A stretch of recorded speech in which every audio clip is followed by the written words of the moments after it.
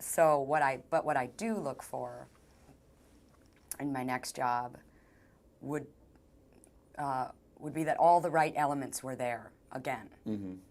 Even though the personalities and storylines, everything would be different, but the producer, money in the budget, really good director, mm-hmm. really confident, well-prepared production, and actors that are a joy to work with. Mm-hmm. But that's a lot to ask for, you know what I mean? So I haven't worked. But you've had this experience. Yeah, and I think that I'll have a lot of opportunity come to me because of this film. Yeah. We'll talk about that, because you've been around a long time, and people always say good things about your work, but now with this movie, it seems like everyone all over again is saying how amazing you are and what this movie is going to mean to you. You've been privy to a lot of that, obviously, and you're hearing some of that conversation. Oh, right? And it's so much sweeter now, yeah. I think when I was 25 and I was like, everyone think I was very sexy and all this stuff, and I really didn't get it. I mean, it's not like I thought I was unattractive or anything. I mean, I knew that I was a beautiful young girl, mm-hmm. but I really didn't understand the perception of me. I didn't know why, that there was just all the sexuality going on, and I really was not comfortable being this ingenue. Mm-hmm. And that's really not what I felt like inside. And at a certain point in my career, I really had to stop completely, because I was very unhappy with where my career was going, and I could see it going on this path that I was like, that's not what I planned. Mm-hmm. And that's what everyone else thinks that I can do. But that's not who I am. So I stopped working, mm-hmm.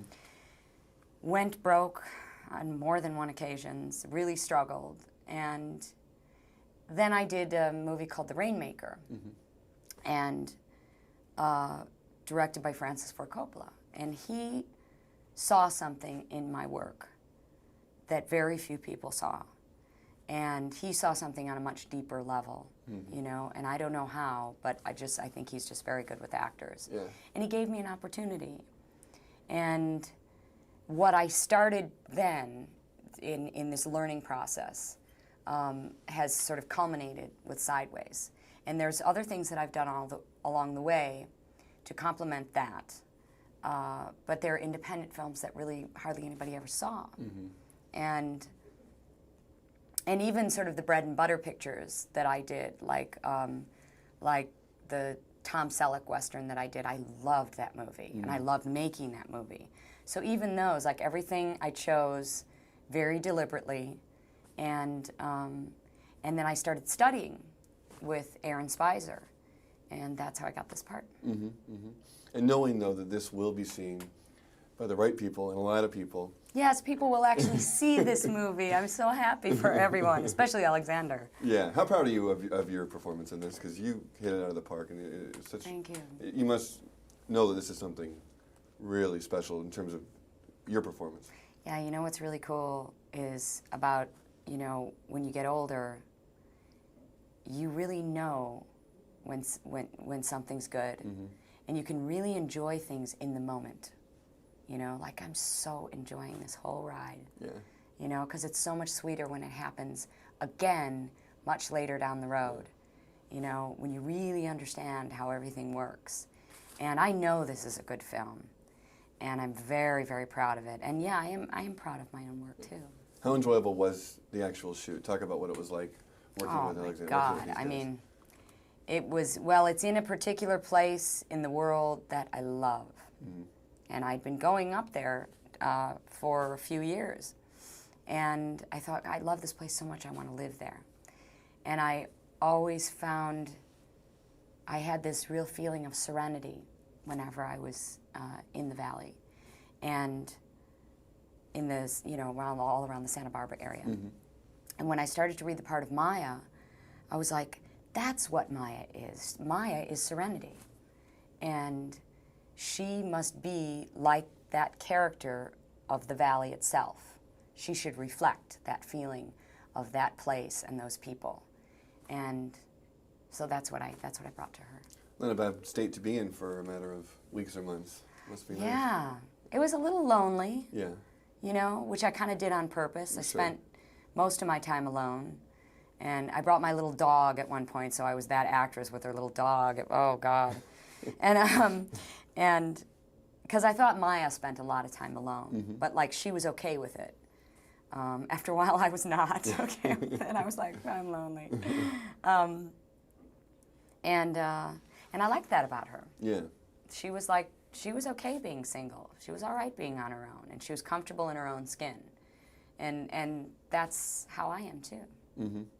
Do you already look back at her as someone that you've had so much affection for, and someone that was, this character is obviously going to be a big part of your... Well, you know what? This character is so much a part of me. It really is an aspect of me. Yeah. That's all I did. Yeah. I didn't really create a character. All I did was use an aspect of me, and it was an aspect of me that I really liked.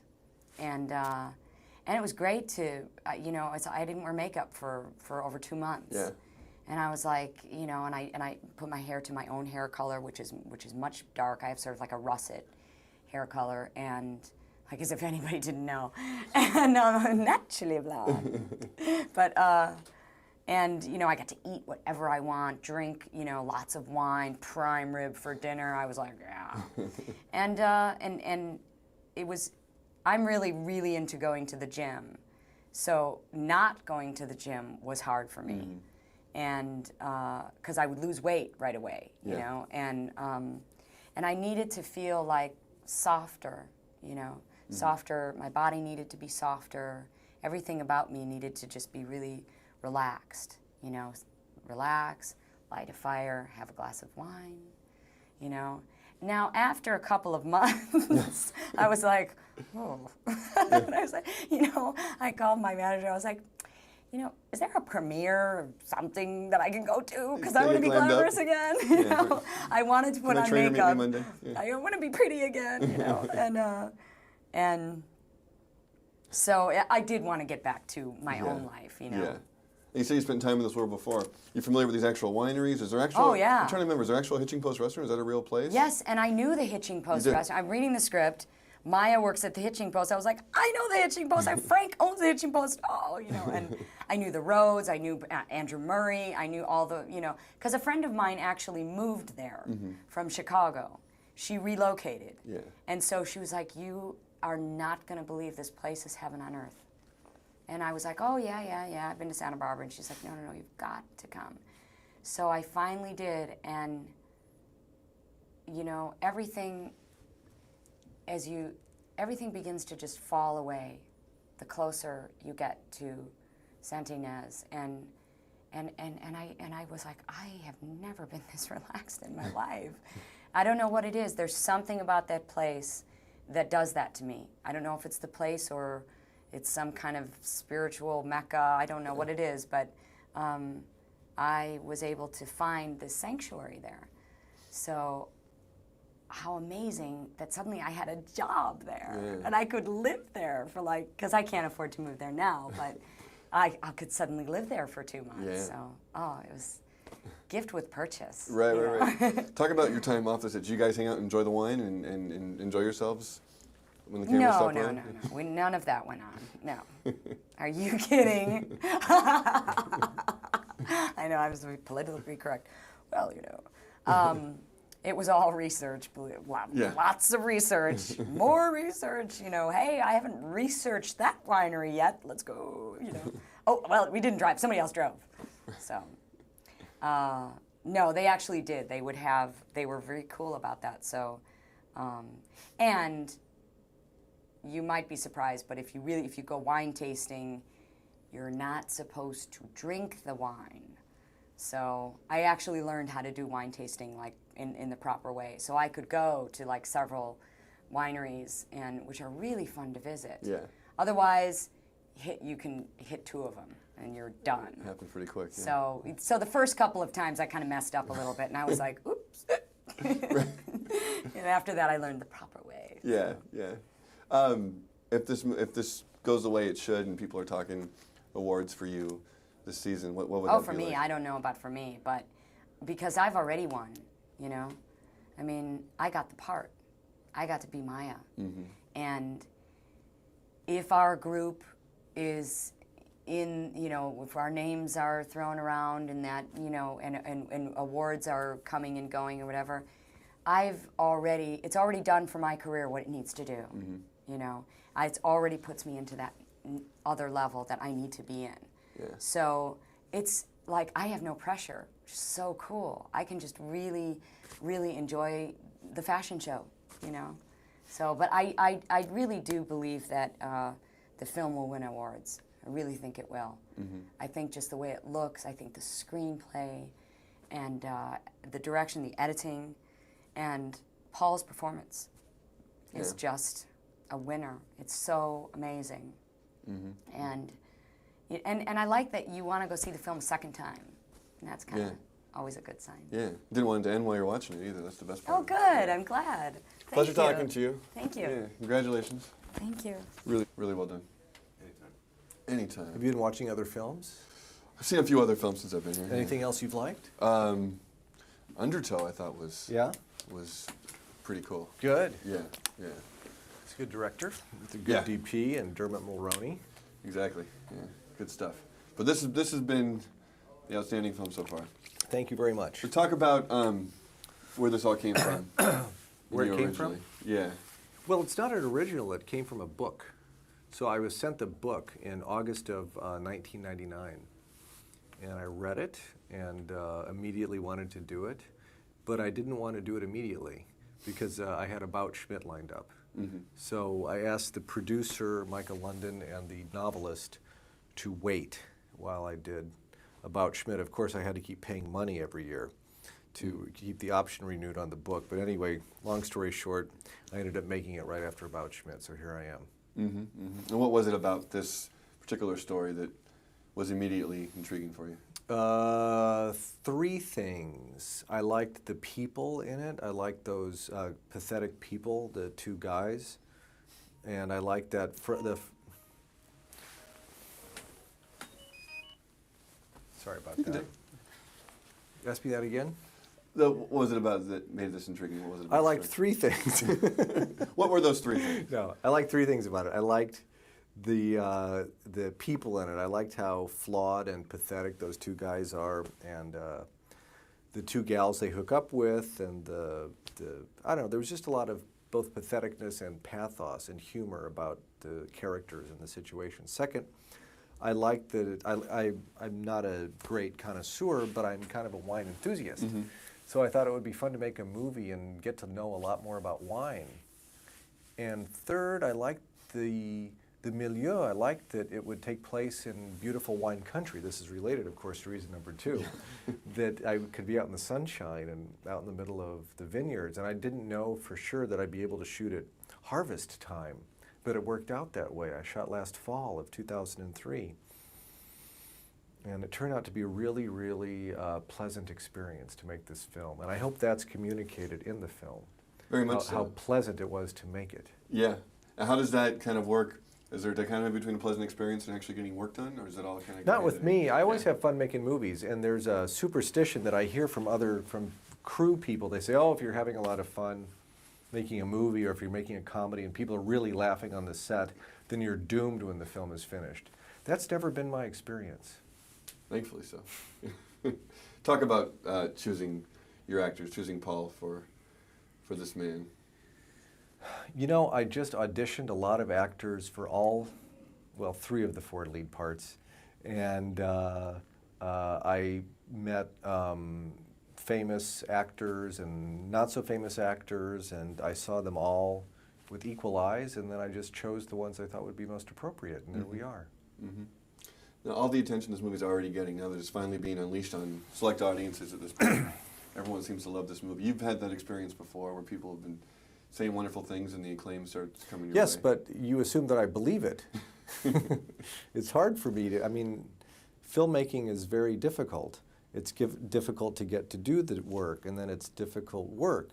And one kind of operates in the dark.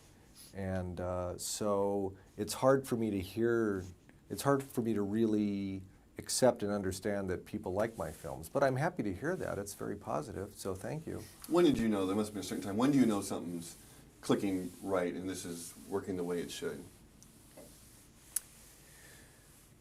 I think there are 3 places, and each is a place. I mean, filmmaking for me is, I mean, being a film director is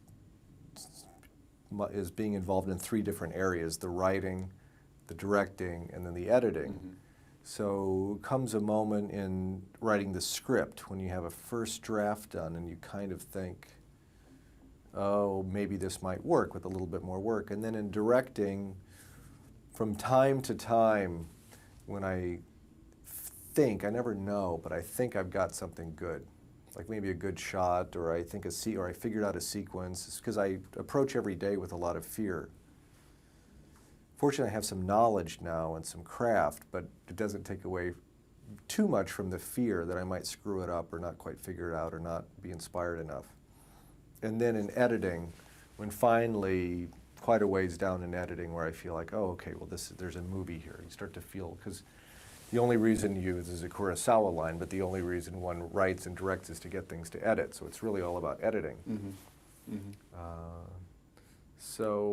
And then it's nice when, of course, by that time in editing, I'm kind of lost. I don't really know what the film is, but I have a sense of it, and then I bring in some trusted friends to begin to look at it, and they say, no, there's something here, and I don't know. I'm just tired. You've reached a point in your career, though, with these actors and talking to them. You hear that they're thrilled to have been part of, just to be working with you. Oh, have you spoken to some actors so far? I have. Okay. And just knowing they're going to be in your movie, it's going to be something special.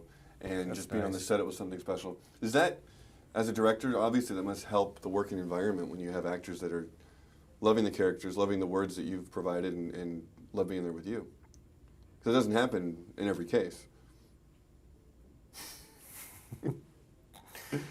Look, I'm happy if people want to work with me. It sounds great. And, well, when actors come to work on my films, with the exception of Jack Nicholson, they don't get paid very much. And, but hopefully what they get is a good experience of having a role that they can sink their teeth into, and also knowing that the director's attention, my attention is, well, it's on every aspect going on, but primarily on the acting, because the actors contain the tone and the humor, because I make comedies, and so there has to be, and comedies expressed through the acting largely, so that takes up most of my attention. And I think also, too, one thing I was told a lot on this film on Sideways, and not just from actors, but from crew people, too, is that there wasn't a lot of stress on the film. And because I don't like to work that way. I like to have, I mean, my whole life is about making movies, so when I'm directing a movie, that's when I feel least stressed. I mean, there's stress and pressure and all that kind of stuff, but it's where I'm just so happy. And even the worst problem is fine, because it's all in the context of making a movie. Yeah. So maybe something in my attitude toward filmmaking in general is spread to them, that I mean, I feel so grateful to have the job of a film director, because it's so hard to do, and it's really a terrific job, and I really feel grateful for it. Yeah. Well, congratulations. Thanks. Pleasure talking to you. You're very welcome. Really, really.